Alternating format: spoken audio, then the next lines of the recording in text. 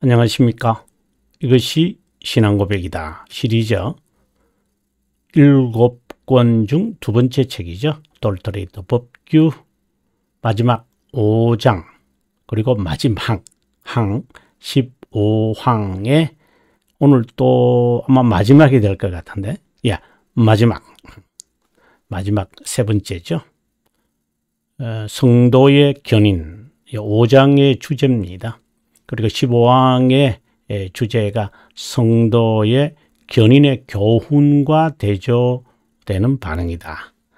그리고 이어서 이제 다음 시간에는 이제 아르미니우스파가 주장하는 견인에 대한 것을 우리가 이제 9항까지 다음 시간 다 끝나지 못하죠. 하루에 아마 한 강좌가 한 항씩 어떨 때는 두 번에 걸쳐도 할 수 있겠습니다만은 계속되어지는 그냥 간단하게 할 수도 있습니다. 여러분 제 책이 여러분들이 있기 때문에 하지만 저자로서 이것을 제가 기획했을 때는 정말 저자가 마치 그 하이델베르크 교리문답서를 우르시누스와 그 올리베 땅이 이제 작성하고 난 다음에 우르시누스가 해설서를 썼잖아요. 아마 그것과 같은 심정, 감히 제가 그런 말을 할 수 있는지 모르지만, 자, 그러면 본문을 먼저 보도록 하겠습니다. 본문의 내용입니다. 동그라미 1번 있죠. 육체적 마음은 성도의 견인에 관한 이 교리와 그 확실성 역시 이해할 수 없다. 이것은 8항에 나오는 말입니다. 이게 certainty라고 하는 말이죠. 이것은 하나님만이 주시는 겁니다. 인간은 확실성을 줄 수 없죠. 인간은 이제 assurance를 가질 뿐이다. 이 말을 제가 강조 많이 했습니다. 자, 그러면 동그라미 2번입니다.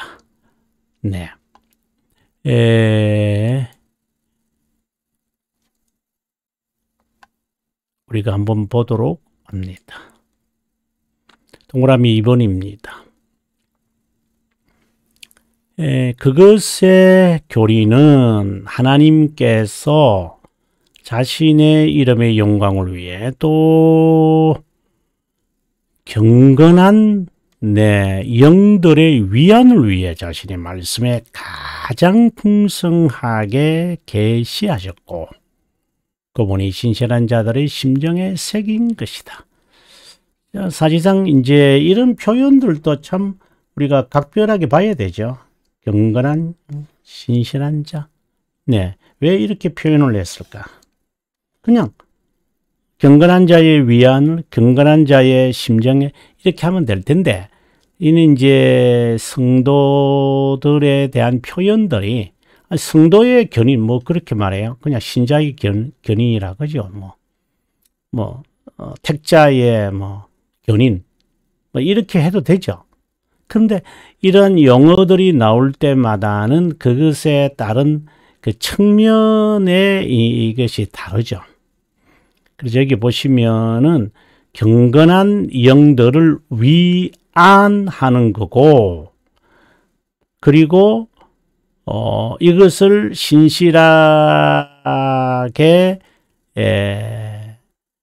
믿고 따르는 자의 심정에 새긴 거다. 이제 이렇게 한다면 경건한 자, 신실한 자라고 하는 말의 의미는 구원 선택된 모든 자가 100% 견인에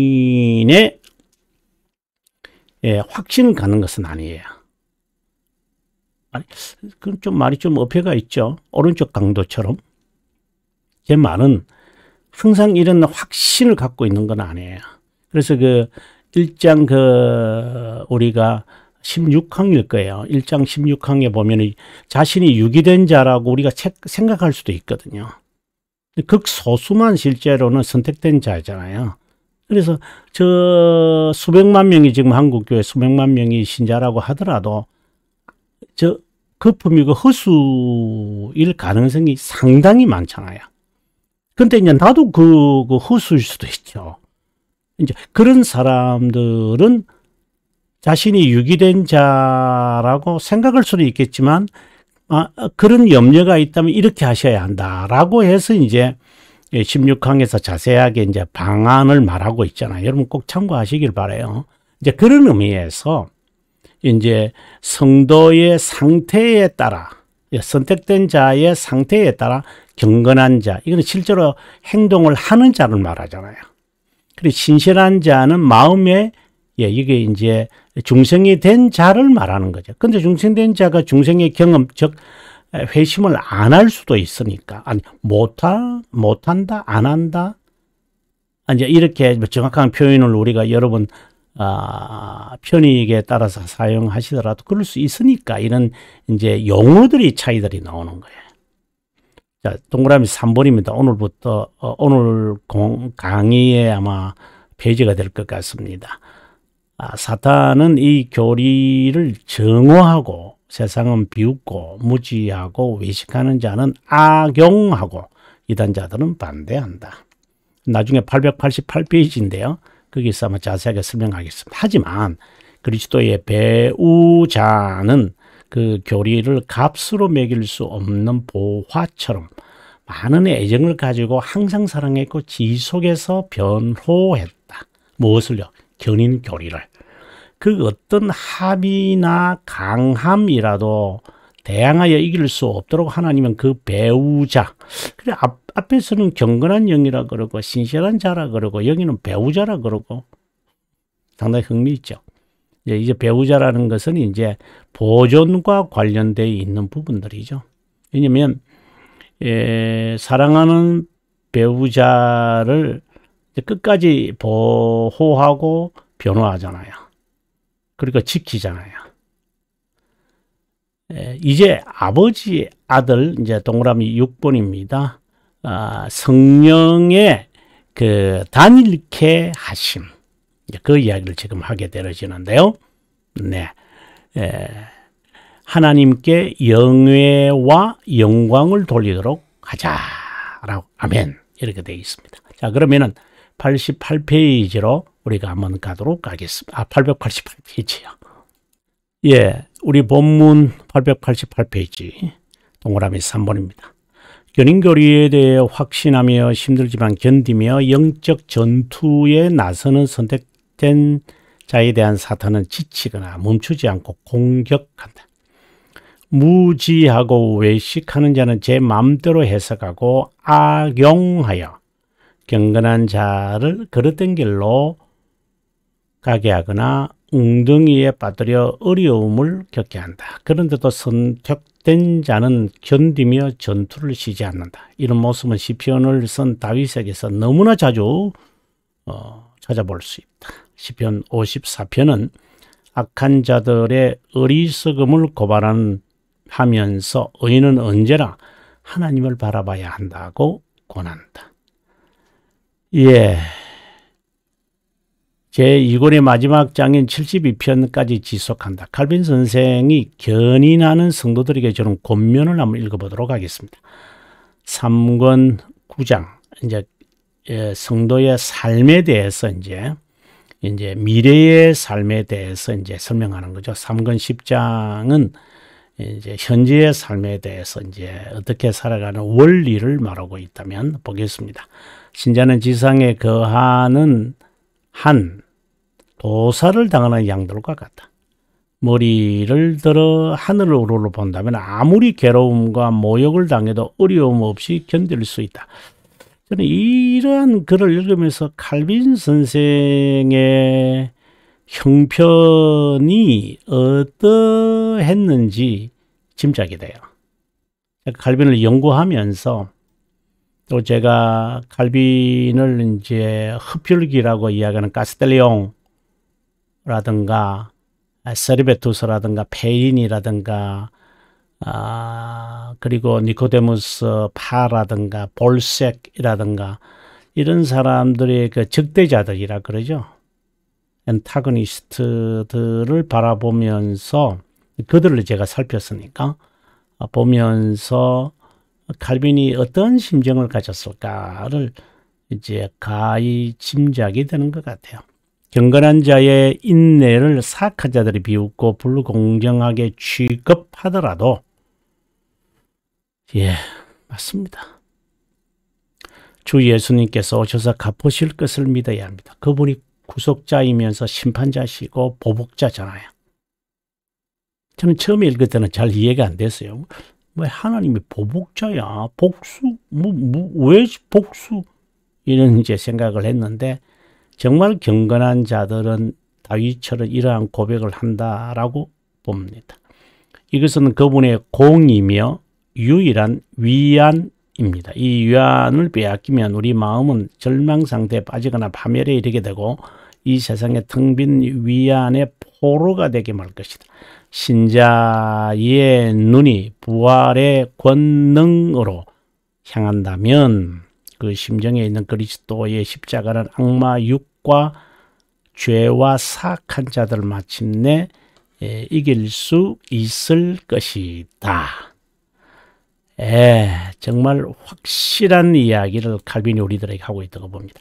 무지한 자의 무지는 자신이 세운 원칙이라도 언제든 상황에 따라 바꾸면서 늘 핑계를 대고 자신을 정당화한다. 이 무지한 자에 대한 칼빈의 정확한 개념을 우리에게 말하는 것 같아요. 그리고 철로 역정에서 말하는 그 무지라고 하는 ignorant라고 하는 거죠. 위선자의 외식과 위선은 참된 경건에는 무관심하고 하나님을 기쁘게 한다는 이름으로 여러분 정말 조심하셔야 합니다. 하나님을 기쁘게 한다는 이름으로요. 가공된 예배, 고안된 의식, 정말 많습니다. 가공, 고안, 외식하는 자들이죠. 히포크라이트라고 하는 주님이 저주를 내릴 정도로. 그래서 자신의 뜻에 방해된다고 착각한다. 미신의 옷을 입고 자신을 감춘다. 미신의 그 망토로 딱 숨어버린다. 이 말입니다. 알지 못하는 신을 예배하게 하여 대중에게 하나님에 대한 지식을 숨기려고 화려한 의식. 여러분, 이 위선자들의 특징들입니다. 이런 것. 그리고, 이런 것. 왜 종교개혁자들이 그 오케스트라를 하지 말라고 했을까요? 아니, 그게 하나님에 대하여 찬송하고 기쁘게 하는데 뭐가 그게 문제가 되나요? 하지만 그것에 우리가 빠질 수 있다라고 하는 경고를 지금 하고 있는 거죠.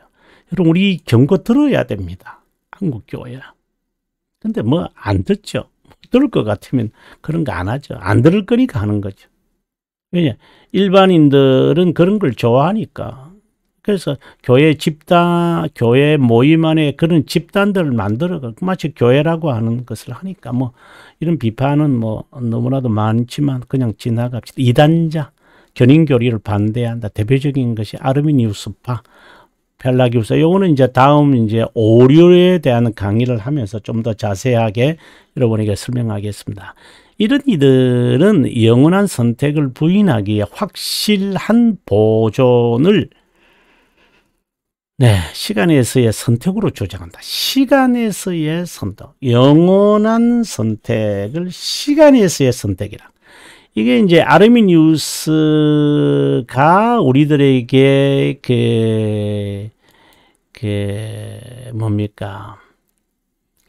그 탱크 지나가면 하는 게 있지 않아요. 지뢰로 만든 거죠. 자, 계속해서 봅니다. 동그라미 4번입니다. 선택된 자. 선택된 자. 하나님의 자녀, 중생된 자. 그리스도의 배우자로서 견인 교리를 끝까지 고수하며 간직한다는 법규다. 이제 선택된 자의 다른 이름이죠. 배우자라고 하는 겁니다. 내가 내게 장가들어라고 하는 말씀을 이제 떠올리는 것이죠. 예, 배우자라고 할 때, 자, 여기 있어요. 기업 물을 자를 의미합니다. 보아스를 떠올리면 되실 겁니다. 그래야 구속자라고 하는 의미까지도 깨달을 수 있다. 교회의 머리는 그리스도고 그분의 배우자와 몸은 교회이다. 세상의 난리 가운데서도 그리스도는 교회를 보존하고 지지한다. 교회 즉 성도가 그리스도의 신부라면 견인의 과정을 능히 감당한다. 어떤 어려움이나 시련이 있더라도 영혼에서 성취된 것이고, 자, 이걸 믿는 거죠. 아주 중요한 이야기죠. 영혼에서 완료된 것인데 그건 불변하잖아요. 그죠? 반드시 이루어지겠죠. 예. 우리에게 일어나게 되죠. 우리에게 성취되겠죠. 그래서 견인의 교리가 선택의 근거를 두거든요. 영혼이죠. 그것을 확신하는 자, 그래서 선택된 자죠. 그런 자는 견인한다는 거예요. 물론 중간에 포기하고 넘어질 수 있지만 다시 일어나죠. 이제 그게 견인교리에 매우 중요한 것을 지금 말하고 있는 겁니다. 자, 그러면 5번으로 가도록 하겠습니다.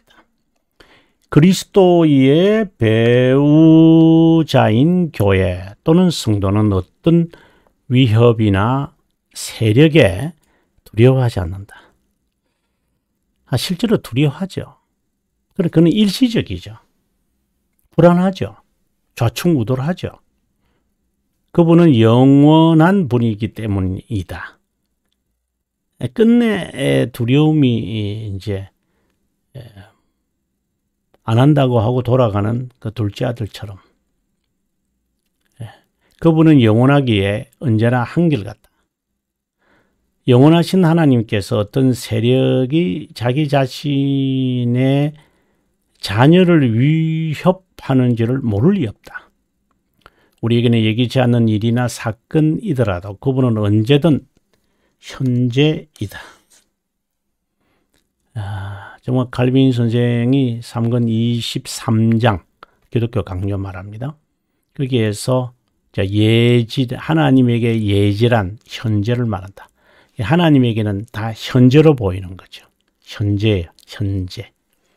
그러니까 단일하신 것이죠. 어떤 상황에서도 그분의 의를 따라 살고 규례에 순종해야 한다. 어떤 위협과 핍박이 있더라도 하나님을 더 두려워해야 되죠. 근데 이게 이제 실제로 드러나는 게 견인이 현장이잖아요. 그죠? 근데 그분의 말씀이 도대체 뭔지 모른다면 하나님에 대한 지식이 결핍함을 알고 그분에 대해 교회의 가르침이나 교리를 듣고 배우고 연구해야 한다. 공부를 말하는 것이 아니라 묵상의 삶이 있어야 한다. 그 묵상의 삶은 인간의 몫이다. 그럼 성령 하나님은 뭐 그냥 내버려 둘까요, 우리를?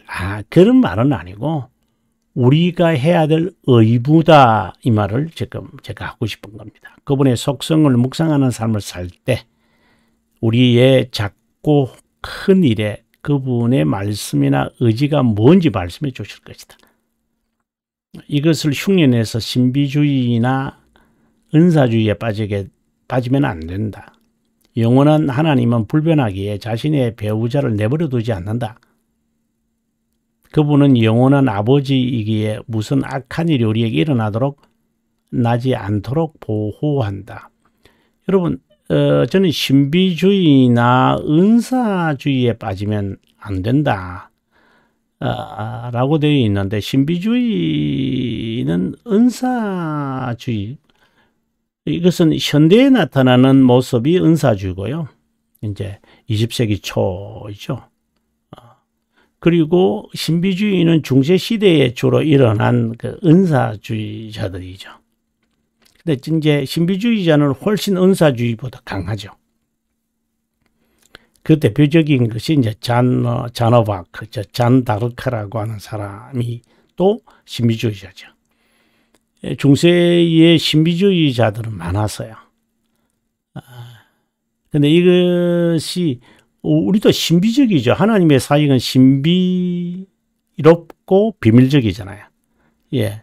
하지만 신비주의는 아니죠. 이렇게 되면은 직통계시라든가 특유한 그 계시를 말씀보다 우위에 두게 되어지는 성향을 갖게 되어지죠. 자, 이 말은 하나님의 말씀에 대해 연구하지 않는다. 하나님의 말씀을 들으려고 배우려고 공부하려고 하지 않을 거다. 저는 그렇게 확신을 갖고 있습니다. 자, 그러면 이제 동그라미 6 이제 마지막의 내용이죠. 그래서 이어서 영원하신 하나님을 찬양한다. 이런 의미에서 신앙 고백서는 가장 먼저 하나님의 속성에 대해 고백한다. 성삼위 하나님을 찬양하며 단일하다고 고백한다. 단일, 불변, 그리고 단번, 그리고 불영원, 이러한 것이죠. 이제 그런 의미가 이 안에 다 포함되어 있죠. 단일하다 할 때. 하나님은 자신의 자녀를 영원히 보호한다. 이것은 우리의 신앙 고백이며 노래이다. 네. 892페이지 여기까지고요. 다음 시간에 여러분 오늘 정동이 간단하게 끝났죠. 네, 다음 시간에는 이제 아르미니우스파가 견인교리에 대해서 어떻게 교묘하게 왜곡시키는지 우리가 살피는데요. 한번 시간이 있으니까 조금 읽어보고 오늘 강의를 마무리하도록 하겠습니다. 그릇된 자들이 가르치는 것은 참된 신자의 견인이 그리스도의 죽으심으로 얻은 선택의 결실이나 하나님의 선물이 아니고 새 언약의 조건이라고 한다. 새 언약, 은혜, 언약을 어떻게 그들이 왜곡시키는지 상당히 흥미있습니다, 여러분. 다음 시간에 여러분 한번 뵙도록 하겠습니다. 새 언약은 그분의 결정적 선택과 칭의 이전에 인간이 자신의 의지를 통해 자신이 자유의지를 통해 성취해야 한다. 하지만 성경이 증거하는 것은 견인이 선택에서 나오며 1장 10항에서 이제 말하는 거죠. 그리스도의 죽으신 부활과 중재로 인해 선택된 자에게 주어진다는 거다. 견인이 선택된 자에게 주어져. 그럼 유기된 자는요? 안 하죠. 오직 택하심을 입은 자가 얻었고 남은 자는 완악하여졌느니라. 이처럼 자기 자신을 아끼지 아니하시고 우리 모든 사람을 위하여 내어주시니까 어찌 그 아들과 함께 모든 것을 우리에게 은사로 주지 아니하시겠느냐. 누가 능히 하나님의 택하신 자를 송사하리요. 어렵다 하신 이는 하나님이시니 누가 정죄하리요. 죽으실 뿐 아니라 다시 살아나신 이는 그리스도 예수시니 그는 하나님 오른편에 계신 자요. 우리를 위해 강고하시는 자신이라. 누가 우리를 그리스도의 사랑에서 끌으리요. 환난, 공고, 핍박, 기근, 적신, 위험, 칼, 일약, 확신이죠. 자, 그러면 다음 시간에 여러분 기대하시길 바랍니다. 자, 그러면 남은 시간 여러분 평안한 시간 보내시고요. 15왕 새 강좌를 한번 반복하시는 것도 강추합니다.